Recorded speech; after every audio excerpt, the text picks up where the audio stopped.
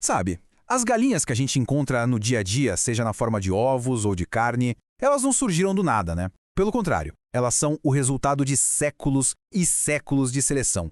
Um trabalho incrível para criar aves com objetivos super específicos. Vamos mergulhar juntos nessa história para entender como essa busca pela ave perfeita acabou moldando a avicultura que a gente conhece hoje.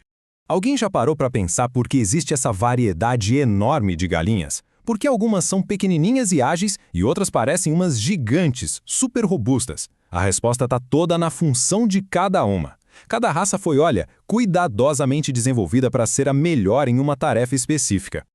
Ok, antes de mais nada, vamos só alinhar dois conceitos bem rapidinho para ninguém ficar com dúvida. Raça tem a ver com o tamanho do corpo, a estrutura, sabe, o porte da ave. Já a variedade é sobre as diferenças dentro de uma mesma raça, tipo a cor da pena ou o formato da crista. É um detalhe simples, mas que ajuda a gente a entender tudo que vem pela frente.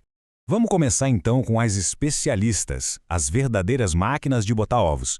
Essas aves foram selecionadas com foco total. Uma única e impressionante característica, a capacidade de produzir uma quantidade absurda de ovos, e ovos de alta qualidade. E olha, quando o assunto é especialista em ovos, tem um nome que é praticamente sinônimo disso, a Leghorn. Ela é com certeza a raça mais icônica, a base da indústria de ovos no mundo inteiro. O que faz da Leghorn uma verdadeira campeã? Tá tudo aqui.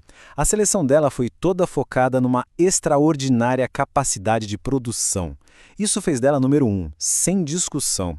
E alguns detalhes, como o bico amarelo e os tais brincos brancos, são a marca registrada dessa ave que é, incrivelmente eficiente. Agora, a gente vai para o outro extremo da história. As raças que foram desenvolvidas pensando exclusivamente na produção de carne. Aqui, o foco muda completamente. O que importa é tamanho, um corpo forte e, claro, ganhar peso bem rápido. E nesse universo das aves de corte, a raça Cornish é uma estrela. É só bater o olho nela que já dá para perceber a força, a estrutura toda voltada para a produção de carne. É impressionante. Então, o pulo do gato aqui é que a Cornish é peça-chave na indústria moderna. É ela que é usada para criar a linha paterna dos frangos que a gente compra. O peito largo dela é a característica mais valiosa. Só que, claro, essa especialização toda tem um preço. As fêmeas não são boas poedeiras. Isso mostra bem como a genética foi direcionada para um único objetivo. E essa imagem aqui ilustra perfeitamente aquela ideia de que a forma segue a função. De um lado, a Leghorn, toda esguia, eficiente para botar ovos. Do outro, a Cornish, super musculosa, larga, otimizada para carne. São duas aves, dois objetivos e dois designs corporais completamente diferentes. É a natureza e a seleção trabalhando juntas. Outra raça excelente para a produção de carne é a Sussex. É uma ave de origem inglesa que chama atenção não só pelo tamanho, mas também pela beleza da sua plumagem, né? Bem bonita.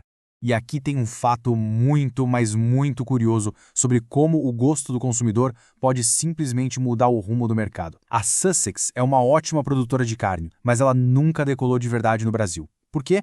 Porque ela tem a pele branca.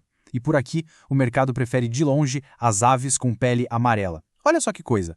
Mas e se alguém quisesse uma ave que fosse, digamos, boa nos dois? Boa de ovo e boa de carne? Bom, para isso, existem as raças de dupla aptidão. Elas são as faz-tudo do mundo das galinhas, tentando equilibrar essas duas funções.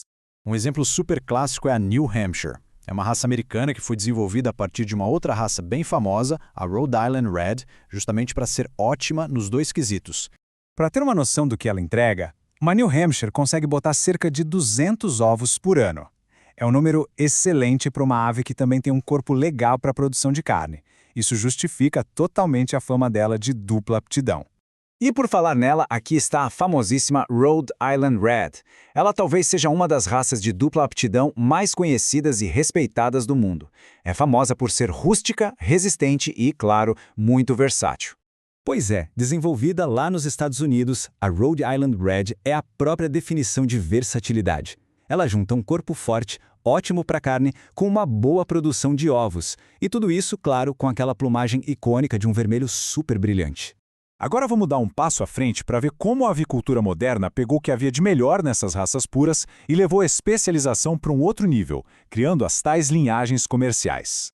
O objetivo aqui é um só: Eficiência, eficiência e mais eficiência.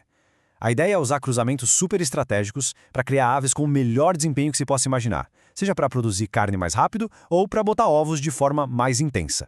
Para uma ave de corte, a lista de desejos dos criadores é bem clara. Eles buscam um ganho de peso muito rápido, uma ótima conversão alimentar, que é basicamente transformar a ração em carne do jeito mais eficiente possível, e, claro, características físicas específicas, como o peito largo e as pernas curtas.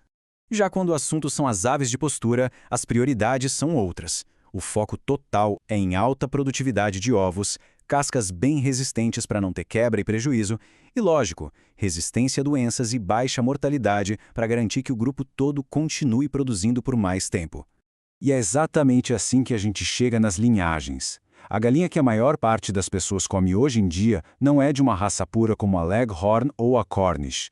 Ela é um híbrido comercial, uma linhagem desenvolvida com muita tecnologia para ser a melhor em uma única coisa, ou produzir carne ou produzir ovos. Ponto final.